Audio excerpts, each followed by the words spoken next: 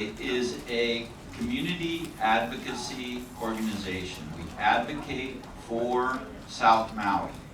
Your being here, finding out what's happening in South Maui, being part of what KCA is up to makes a big difference. Our voice is something that we want to get out there so that we can continue to advocate for the needs of South Maui. Tonight we have, we are going to have John Stufflebean, the head of the water department for the county.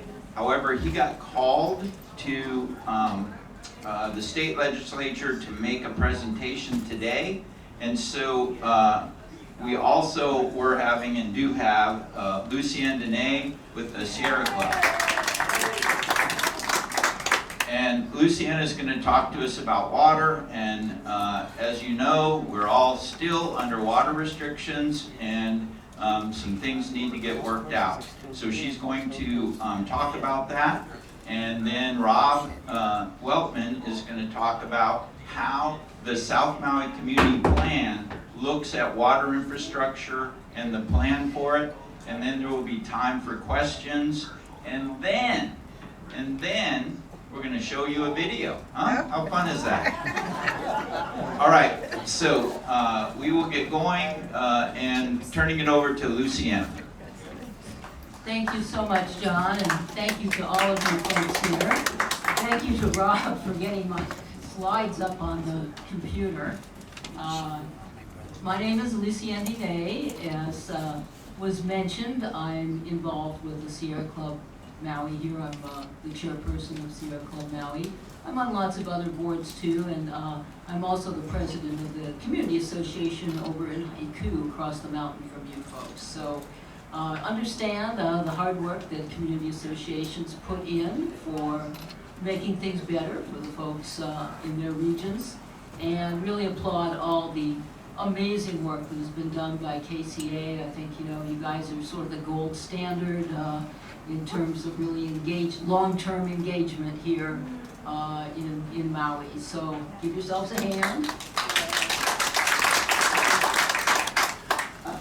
Anyway, my topic tonight is the South Maui, thank you, water, past, present, and future. And it's pretty important to understand the future of South Maui water, to understand what happened in the past, what's kind of going on now, and then, you know, what we're looking at for the future. Now, you know, this is a layman's view. I'm a water researcher.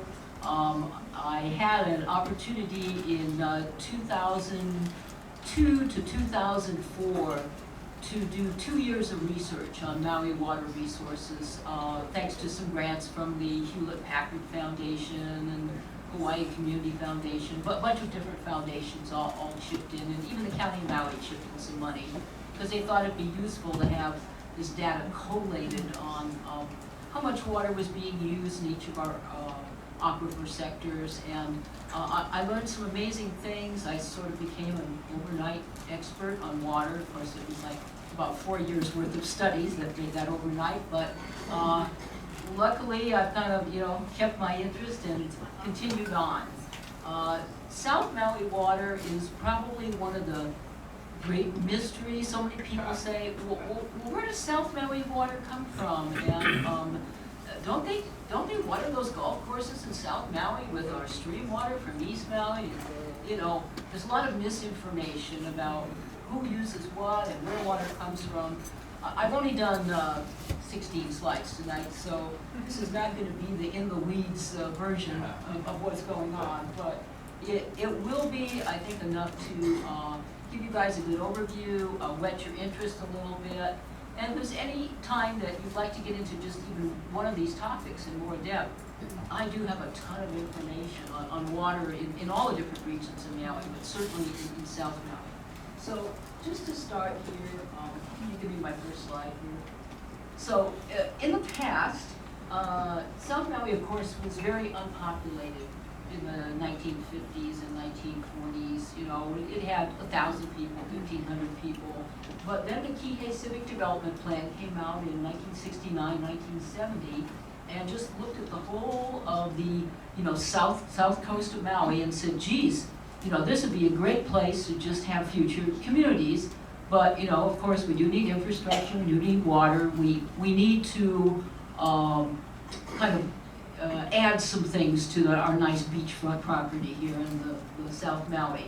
So that started out a process of creating studies. And I happen to have one of those studies right here. Boy, this is 50-some years old, 1970. Water for Kihei and McKinney, Island of Maui, 1970, state of Hawaii. Next slide, too. So what happened in the Kihei Civic Plan is that thousands and thousands of acres of South Maui lands, kind of sight unseen, were given zoning or community plan designations, and then most of them were rezoned. And so overnight, you had a tremendous amount of urbanized land that had entitlements and had some expectations that there would be services, roads, water, school, sewers, etc. So then Maui County and the state just kind of jumped up and they said, wow, we better start looking at some planning for how this can happen. So this is a picture of Kihei in 65, yeah. Kula Kai. I really like the idea that we're getting used to calling it Kula Kai because it is Kula by the sea. And it had a lot of wetlands. It really had a lot of interaction between the fresh water, the ocean water. There was a lot going on before major development happened in the South Maui area. And before water systems came in and brought water from elsewhere, everyone just relied upon the natural springs, rainfall, catching in cisterns, and then towards the early 20th century, they started bringing pipes down from Ulapalakua. And some of those pipes were bringing stream water from East Maui because that was the water supply for the Kula area at that time, Kula Mauka. Next slide, please. But the state DLNR in this 1970s report said, well, we're going to be looking at some future sources of water because we're going to need a few million gallons of water, and those little pipes are bringing down a few thousand gallons of water. And so they looked at 5 potential scenarios, one of which was, and the preferred scenario, was drilling wells kind of in Kihei area itself. And they were picking a site that was sort of at the north end of South Maui and, up a little bit. That didn't pan out. There really wasn't enough water, and the chloride levels, the salt levels weren't so great. So they also looked at wells in Waikapu, up in Kepanibai, where we have the park, in Iao Valley, over in Wai'ehu, and around Happy Valley. And there already were some wells in Happy Valley that were drilled in the 50s and 60s, so they knew that there was some water there. But in the end, the recommended outcome was to go towards the Iao Aquifer, but more Wai'ehu area. So next slide, please. This resulted in some more studies. This is all the different studies. There was a test well drilled, actually, in North Kihei.